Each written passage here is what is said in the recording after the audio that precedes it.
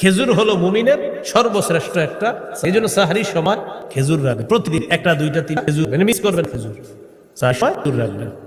খেজুর পুষ্টিকর খাদ্য। সাহারি দেরি করে করবেন, ইফতারি তাড়াতাড়ি।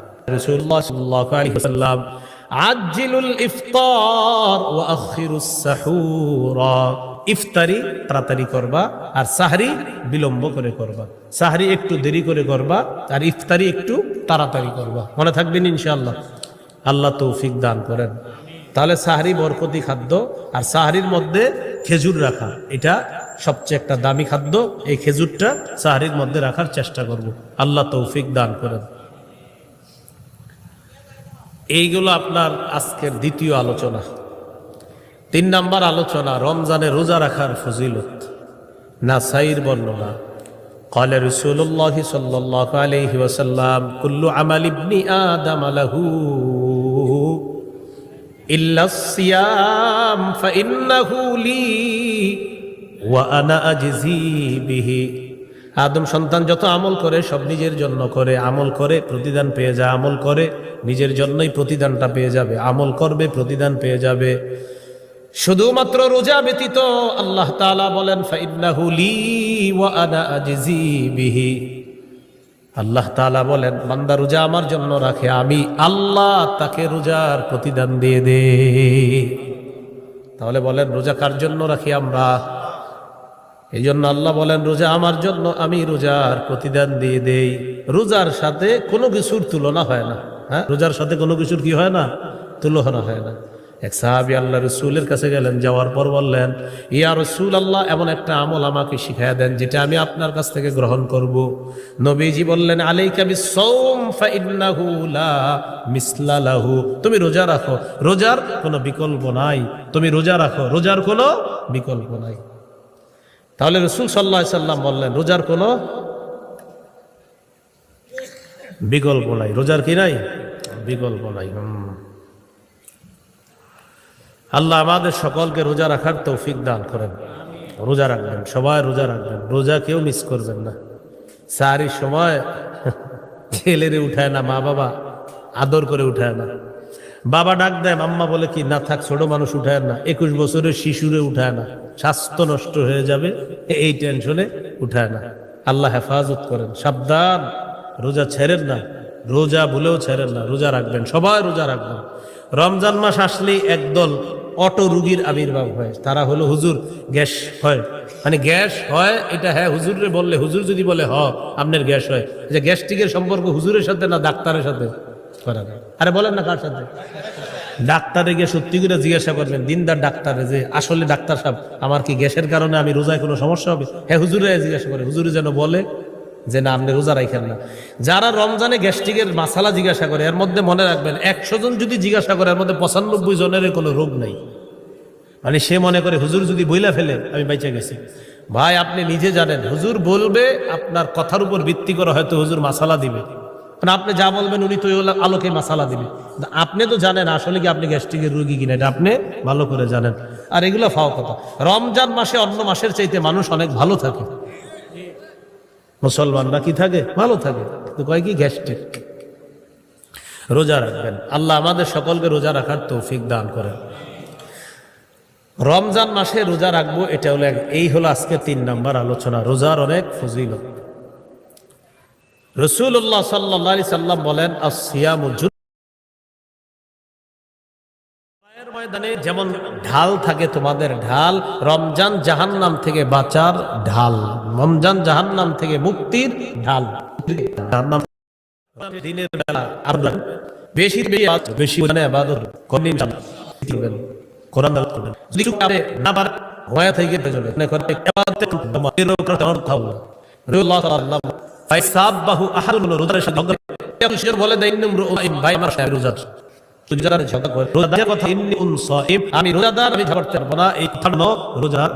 তাহলে আরো কি করব? ঝগড়া করব। রাসূলুল্লাহ সাল্লাল্লাহু আলাইহি ওয়াসাল্লাম যে রোজা ফালা ইয়াফ, সেজন্য বেলা কোনো অশ্লীল কাজ করব না করে, কোনো অশ্লীল কথা না বলে। তাহলে অশ্লীল কাজ করব করা যাবে না, অশ্লীল কথা বলা যাবে না। আল্লাহ হেফাজত করেন।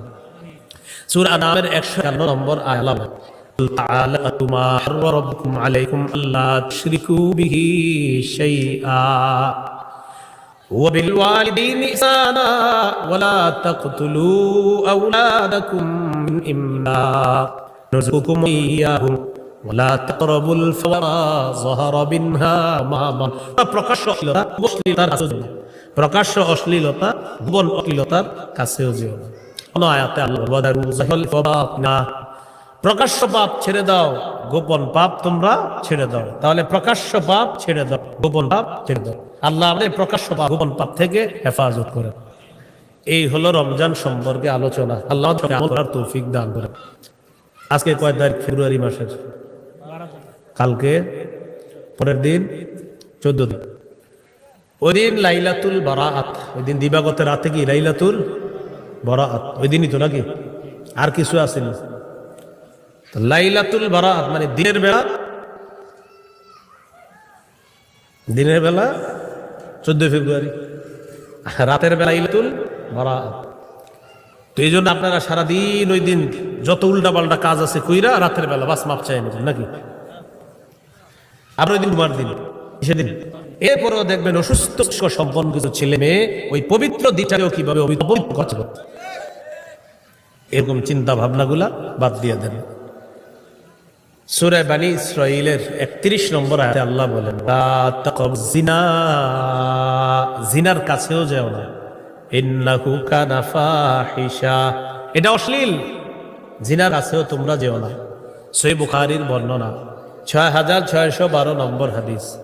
ক্বালা রাসূলুল্লাহ সাল্লাল্লাহু আলাইহি ওয়াসাল্লাম, ইন্নাল্লাহা কাতাবা আলা ইবনি আদম হাজ্জাহু মিনাল করবে, কোনো সন্দেহ নাই। ফাজিনাল আইনি আন নজরু, চোখের জিনা হলো দেখা, ওয়া জিনাল লিসান আল মানতিক, মুখের জিনা হলো কথা বলা, ওয়ান নাফসু তামান্না ওয়া তাশতাহি, অন্তর কল্পনা করবে, এটা অন্তরের জিনা। মোবাইলে কথা বললেন, কানের জিনা। মুখের জিনা অন্তরে অনুভব করলেন, এটা অন্তরের জিনা। মোবাইলে আপনি SMS লিখলেন, এটা হাতের জিনা। তার সাথে দেখা করতে যাবেন, পা দিয়ে হেঁটে হেঁটে রওনা করবেন, পায়ের জিনা। কিসের জিনা? পায়ের জিনা। আল্লাহ হেফাজত করেন। তাহলে এই জিনাগুলার কাছেও যাওয়া যাবে না, এগুলা চিন্তা ভাবনাও করা যাবে না।